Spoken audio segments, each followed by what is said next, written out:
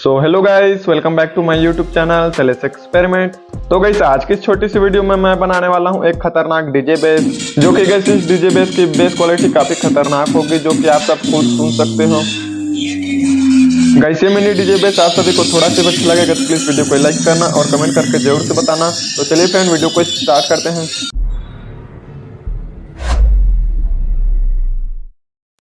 Guys ये mini DJ base की cabinet को बनाने के लिए मैं प्लाईवुड का यूज कर रहा हूं। आप चाहो तो इसमें एमडीएफ बोर्ड का भी यूज कर सकते हो। और हाँ गाइस, ये मिनी डीजे बेस को कैबिनेट को बनाने के लिए आप सभी को मोटी थिकनेस का प्लाईवुड या एमडीएफ बोर्ड का ही यूज करना, ताकि अच्छे तरीके से इसमें बेस आ सके। तो चलिए गाइस इस मिनी डीजे बेस को बनाना स्टार्ट करते हैं।